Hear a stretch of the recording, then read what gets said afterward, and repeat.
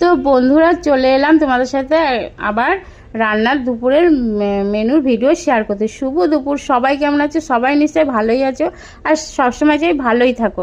তো দেখো চলো বন্ধুরা দেখে নাও, এখানে চটপট আর বেশি বকর বকর না করে দেখে নাও, এখানে এক বাটি গরম গরম ভাত নিয়ে নিয়েছি আর সাথে আছে লঙ্কা পেঁয়াজ।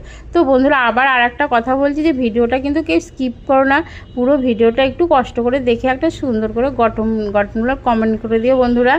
জানি একটু বিরক্তি হয়, তবু একটু তোমাদের মনোরঞ্জনের জন্যই এত কষ্ট করে ভিডিও বানাই, যাতে তোমাদের ভালো লাগে। তো তাই আমার জন্য একটু আমার কথা ভেবে একটু ভিডিওতে একটা সুন্দর করে গঠনমূলক কমেন্ট করে দিও। তো দেখো এখানে স্যালাড হিসেবে শসা নিয়েছিলাম আর হয়েছে টমেটো দিয়ে পেঁয়াজ দিয়ে ডাল। এই ডালটা কিন্তু খেতে দারুণ লাগে, এর সঙ্গে আলু ভাজা হলে তো আরও দারুণ লাগে। তো আর এখানে আছে সয়াবিন দিয়ে আলু দিয়ে কষা কষা তরকারি, ঠিক কষা কষাও না আবার ঝোল ঝোলও নয়, মানে ডাল রয়েছে বলে খুব একটা ঝোল করিনি। তো তরকারি কালারটা দেখতে পাচ্ছ, নিশ্চয়ই খেতেও দারুণ হবে। যদিও আমি এখনও খাইনি, শুধু ভিডিও পোস্ট করার জন্য তোমাদের থালিটা সাজিয়ে দেখাচ্ছি। আর সাথে আছে বন্ধুরা সাইটিং মাছ, যেটা আমি বহু বছর আগে খাওয়া ছেড়ে দিয়েছিলাম।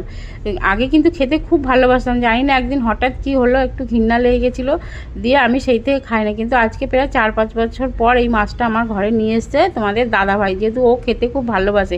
এই মাছটার টেস্টটা কিন্তু অনেকটা ইলিশ মাছের মতন।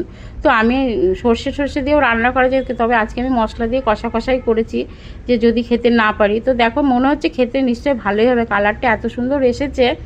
তো বন্ধুরা যাই হোক, আমার বকর তোমরা এতক্ষণ ধরে শুনছো, তার জন্য তোমাদের জন্য অনেক ভালোবাসা রইল। আর ভিডিওটা এই পর্যন্তই। যদি ভালো লাগে লাইক কমেন্ট শেয়ার করে অবশ্যই পাশে থেকো। আর যারা ইউটিউব থেকে দেখছো আমার চ্যানেলটা সাবস্ক্রাইবার করে পাশে থেকো। তো আমি একটা কথাই বলি, আমি কিন্তু অনেক কষ্ট করে ভিডিও বানাই বন্ধুরা। তো চলো বন্ধুরা, টাটা।